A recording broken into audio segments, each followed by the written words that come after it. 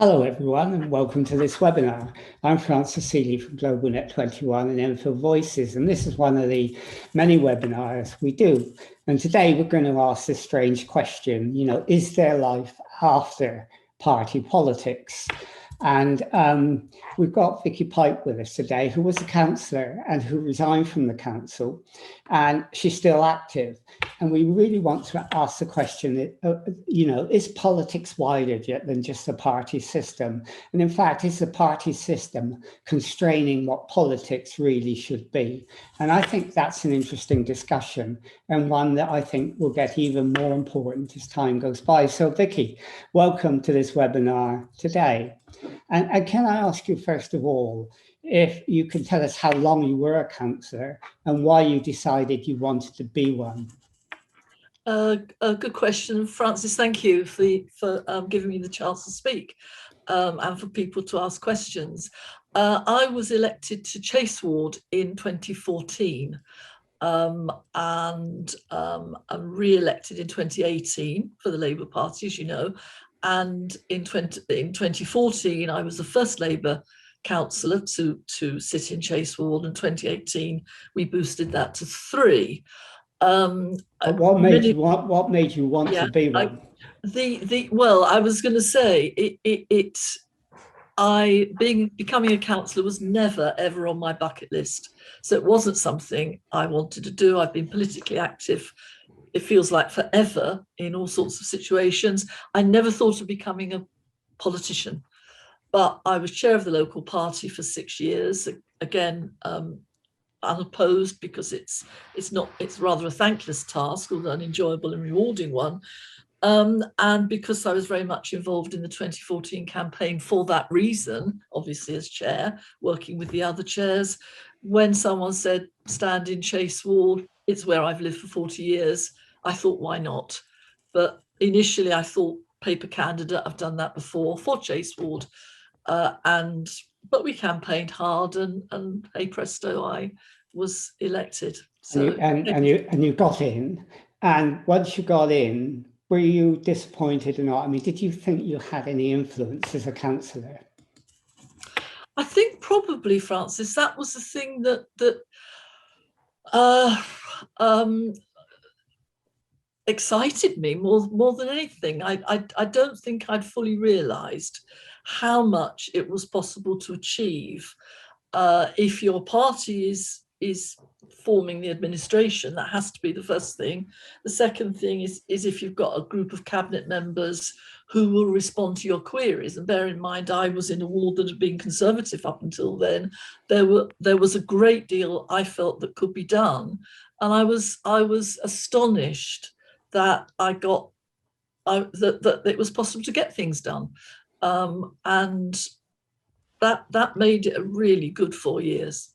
So if it was, as successful and, good for you during that time, you resigned this year. So given the fact that you really enjoyed what you did, you felt you had influence, why did you do it? Why did you resign? It took me nearly 3 years to make the decision. So it wasn't an easy decision. Ultimately, I felt that I was unable to get my voice heard within the Labour group. I found it much more difficult to engage cabinet members in my concerns about the ward. Not all of them. I got some fantastic help from some cabinet members. And then I began to discover that huge decisions were being made about my ward without the consultation that I think is a necessary part of being a backbencher. And that meant I was on the doorstep trying to defend decisions that I'd had no part in. So that's why eventually I stood down. But you were one of 9 councillors who either resigned or joined another group that they formed. And they did that because of the party discipline, because of what you said, that you didn't have the freedom to do what you wanted to do in your ward. Do you think rigid party discipline makes sense in local government in the 21st century? I think there has to be some latitude. I think politics nationally, I think has always had space for dissenting voices within the party. There are occasions when decisions are, as it were, traditionally not whipped, and they'd be decisions of conscience typically. And there's always the option, isn't there, not to attend the meeting or to slip off to the toilet or whatever it may be. All these devices, I think, that get used, but I think it has become, or I can't speak for it now, obviously, but it became far too rigid. And if I've got time to give you an example, I did oppose the increase in the financial envelope for special responsibility allowances, and I abstained on that vote. And I still had to go through the disciplinary process, even though I had not even been at the meeting through ill health, when it was discussed at the Labour group and there were no minutes. I had a good reason to abstain, but nevertheless, I went through a quite unpleasant and tiresome disciplinary process because I'd acted on conscience. Yeah, so, I think it's too rigid. I do like the idea of the popping to the toilet technique. That sounds sort of interesting. I mean, how important is it that councillors are free in terms of their ward to speak out and work openly with their ward without any sort of pressure being put on them? After all, you are elected as a councillor for your ward primary, and that's got to be your first responsibility, hasn't it? I'm very conflicted actually by this, because when you stand to become a councillor, the first bit of the process is that you're assessed and you're asked a lot of questions by an independent panel to see if you're fit for representing the Labour Party broadly. And one of the questions is about the whip. And I always, on the few occasions when I've been interviewed, my view about the whip is that it is an essential part of party management, and that we must remember that although we like to feel that you know the electorate is voting for us as individuals and as people, we know the reality is it's a party situation and they're voting for the Labour Party and not us. And if we stand under the Labour Party banner and we become elected for that reason, then we have a duty to the Labour Party to observe the policies that are promoted. And therefore it's a question of degree. I left the Labour Party over the Iraq War and I rejoined when the leadership changed. So sometimes conscience just, the latitude that there is, whatever, the conscience bit outweighs the party loyalty, but it's not something that happens easily, and I wouldn't want a free-for-all. But when you say, you're elected as the Labour Party and so on, it depends what you mean what the Labour Party is. Is it the party? Is it free and open discussion in a Labour group? Or is it decided by an elitist group? That raises questions of your loyalty when you're not a part of the decision making, but you're still in the Labour Party, doesn't it? Yes. Yeah. If you feel that your voice is not heard, I can more than easily deal with different opinion. I mean, the Labour Party, it's people say it's a broad church, and it's a hugely broad church. Even in a small group like the Labour group, there will be different opinions, different ways of doing things, and so on. But we have to accept that. And if the majority view is X and you're Y, well, you can deal with that. But sometimes it goes too far. So yeah, it's okay. So now you've left and you're out there, outside of the council chamber. I mean, when you did decide to leave and when you did leave, was that a moment of sadness for you, or was it a moment of liberation? It can be both. It was a really hard decision, Francis, enormously hard, because I have many, many friends and colleagues still in the Labour Party. I felt I had a responsibility to them. I certainly had a responsibility for people who voted for me. And I know there were quite a lot of people who voted Labour for the first time, either because they were friends, neighbours, they'd known me for years, whatever. So that made me really sad. At the same time, yes, I did feel liberated, and my family were well pleased, because they knew that the stress that it was causing me. So it was absolutely the right decision. So how did your fellow friends in the Labour Party members react to that? Did they show sympathy or were they hostile? No, I didn't get any hostility from any friends. I got a lot of understanding, and that did make it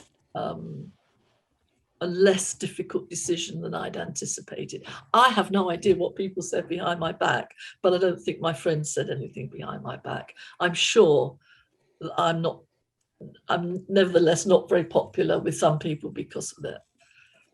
Yeah, you know, you're now out in the community, and the problem is that when you're in a party, when you're in the council, when you're in a local party, and you get involved in all the paraphernalia and the circus of that, you think that's what politics is. You think it's everything. But being outside, has it made you realise that politics is a lot more than party politics? It's much, much wider than that. It is. As it's interesting, because in a way I've come full circle, in a way I've not. I was politically active all my life, but never wanted to be a politician. Having been a politician, you do really understand in quite a deep way the art of the possible. And I came to the conclusion that politics is everything. Having moved off from that, I now find myself much more involved in local politics with a small p. And so, yes, there is life after politics with a big P, after party politics. And I feel that there may be a trend now towards the electorate looking to see what individual candidates will offer. And what they've done and what they will do. And I think I've become aware that across the country, there are many independent candidates. There are candidates who stand for residents' associations. We had 2 Save Chase Farm candidates in Enfield not that long ago. And I think the damage is done both nationally and locally when we see these huge majorities, which I think are, and polarization.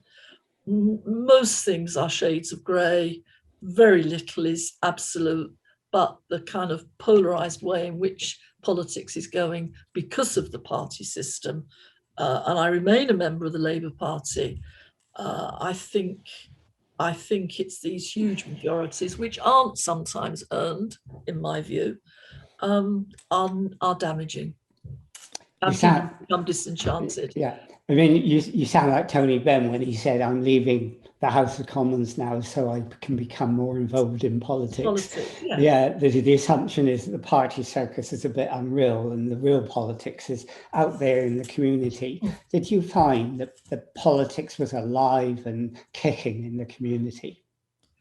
I think, I mean, I don't want to get into a debate about what politics is, but I think people, residents, young people, school students have an appetite for improving their communities.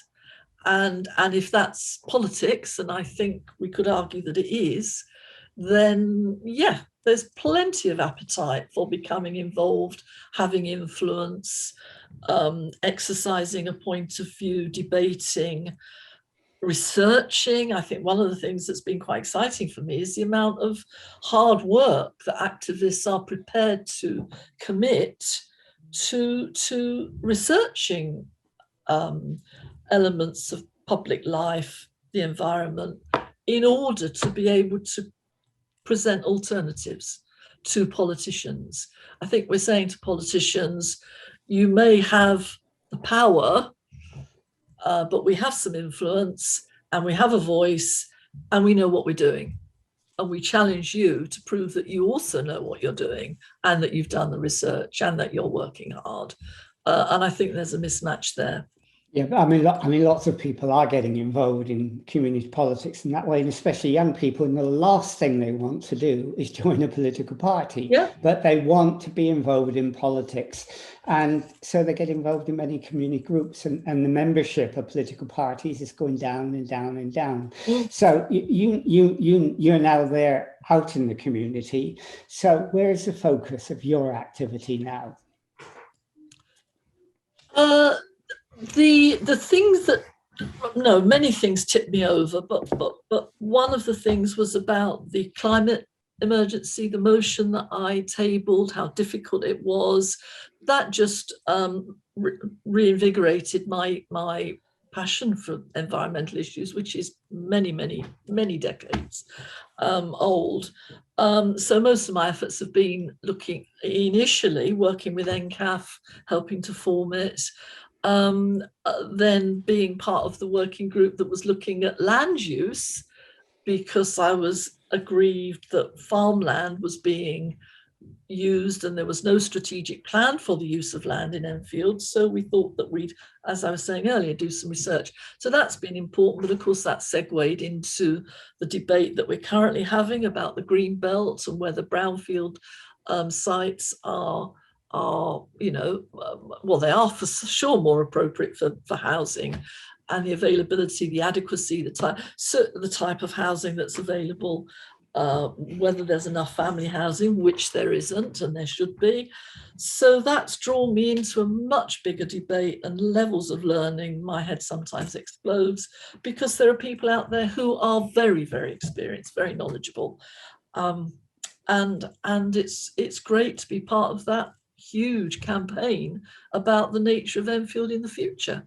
Yeah, I mean, you mentioned NCAF, which is the Enfield Climate Action Forum, which is a civil society group of 110 civil society organisations concerned with climate change. And has that given you the realisation, which you may have had anyhow, that community politics can often be more influential than civic politics? It's certainly given me a huge respect for volunteers, people who give of their time voluntarily with no pay, and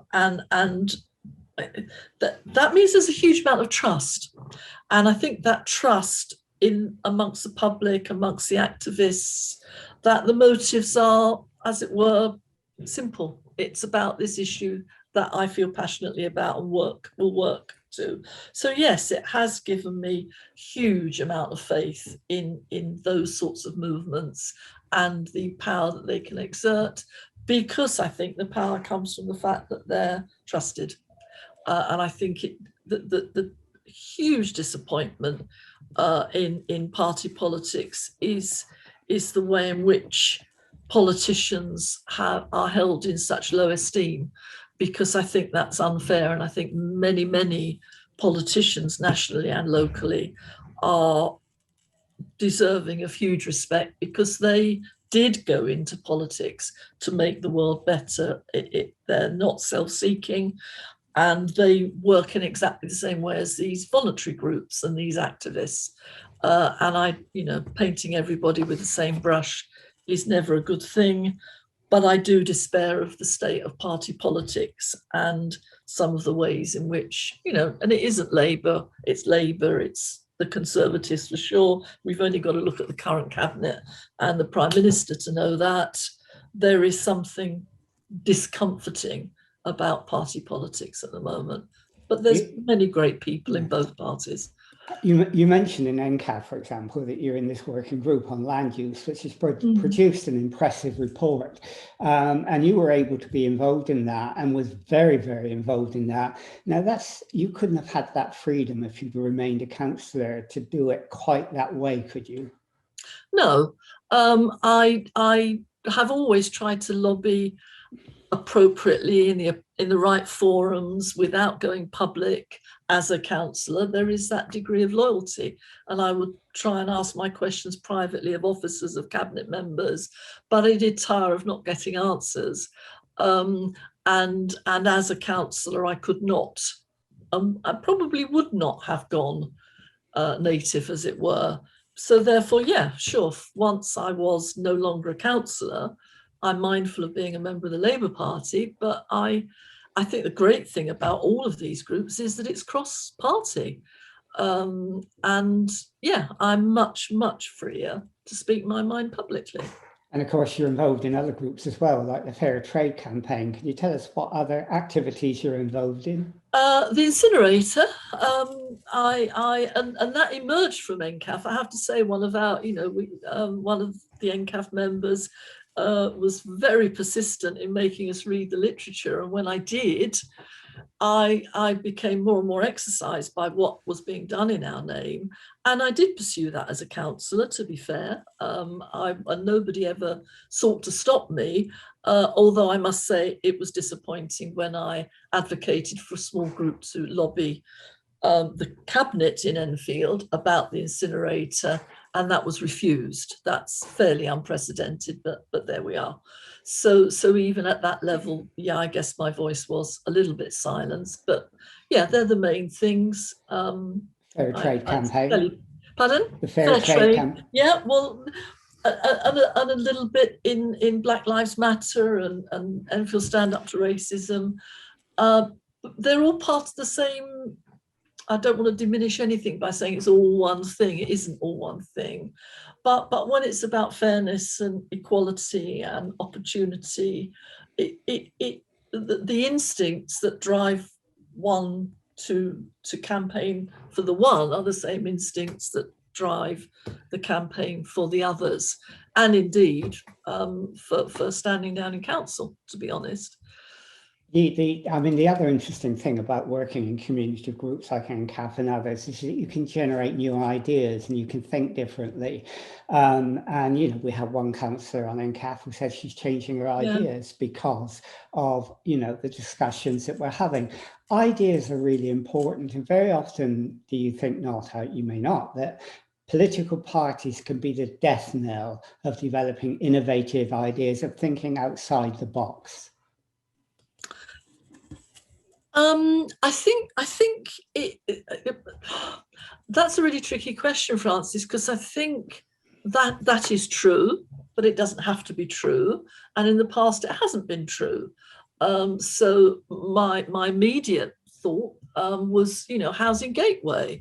That was a very innovative idea that came out of the previous Labour administration, and it was a great idea, and it was picked up by the party nationally, and there was a seminar about it, and other councils are doing the same thing.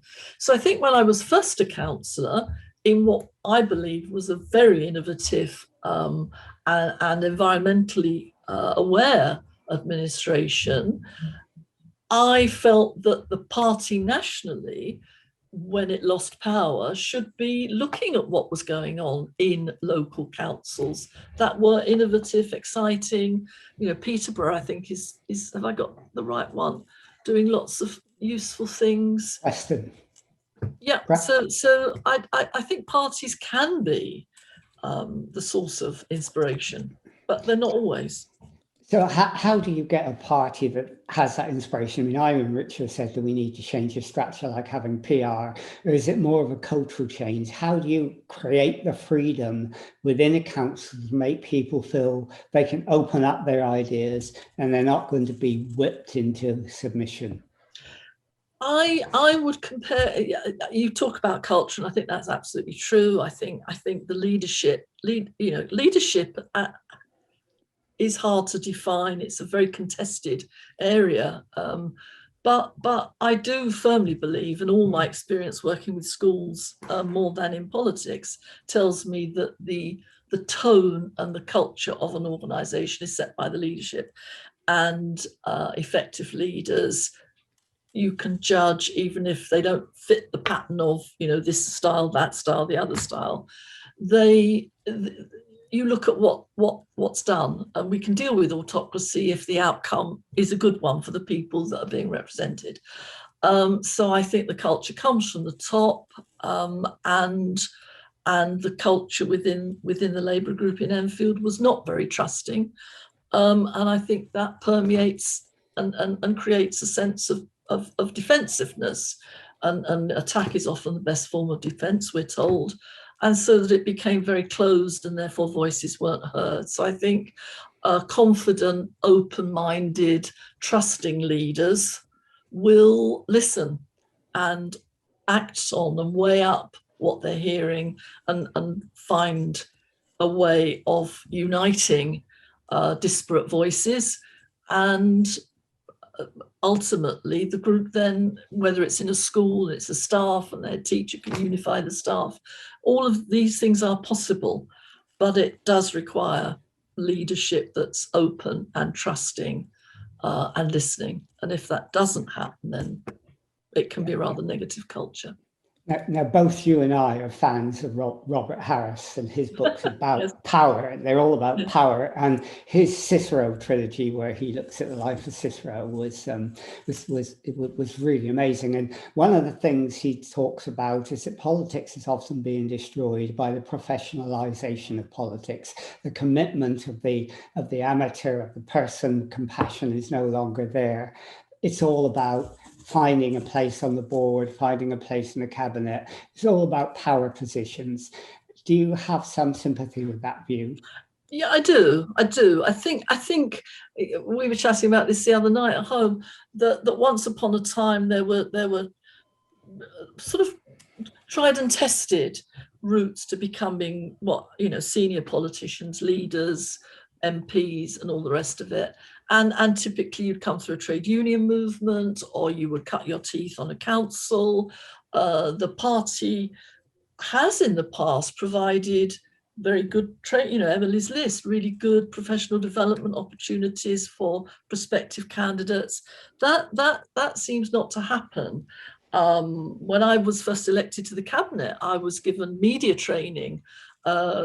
People watching this might be surprised to hear that, but anyway, and all of that's hugely important. And I do worry that local government, and this is not a party political point, it's becoming far too easy to become a councillor and not go through those tried and tested routes, to not have the experience. And it's too easy to get selected by a ward. A ward is small. I don't know how the Conservatives do it, but when I was chair, one of our wards had 19 members. Now, it isn't difficult to double that membership and then completely influence what goes on, and that I think is damaging. We know it's happening nationwide. We know that UKIP members joined, once UKIP was finished, I think they joined the Conservative Party in large numbers and influenced who got elected. And we are now where we are, with a very right-wing bunch of MPs, which I find very disconcerting. This is not, it's not party political, but it is, I think there's a substantial democratic deficit emerging, and that worries me enormously. Well, the democratic deficit is a real problem. But if it were to be resolved, if politics was opened up to civility and freedom and, getting real outputs again, would you ever consider being a councillor again? I honestly don't think so. I think politics and what would I say, an appetite for getting things done, for being fair, can become an obsession. I think my family would say, I mean, I don't do everything my family says, but I think I would love to, but I don't think I would. It was fantastic opportunity, very humbling, but actually really exhausting, I would say. And yeah, if I could, you can't ever relive the past, Francis. Those 4 years were great. The succeeding 3 years were not so great, and I'm content with my role in politics right now. Okay, so, we've sort of come to the end of this. And if anybody wanted to find out more about what you're doing now or to learn from your experience, where would they go? How would they make contact? Oh, I'm not sure I should give my email address, but through NCAF. I think we have means through NCAF, don't we? And I'm sure everybody could find.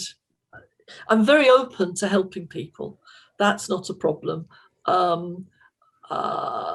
my telephone number and my email address are always going to be around in the ether somewhere. I think I could be found if people wanted to find me. Yeah, I live locally. Yeah, I'm sure you could. And if people want to contact you, ncaf.org is the email address, or you could, contact me and I can pass it on through the webinar system. So, okay, well, thank you, Vicki, for doing that. And you're right, you can't go back, but you can recreate yourself. And I remember, again, Robert Harris's book where he gets Cicero saying that boredom can so happen in politics, and you need to recreate your life again, over and over again, to keep the momentum up and the feeling that you're doing something. And I think you're doing that. And I think that's really, really important. And I think it's important for everyone because they can get stuck in a rut and they don't know how to get out of it. You got out of it and you're now recreating a new life, and a new life that is about politics, and that's important. So, thank you for talking to us about it, and I'm sure others who are in a similar position might want to get your advice on that, because that would be very valuable. So thank you, Vicki, for joining us today, and we'll finish this interview now.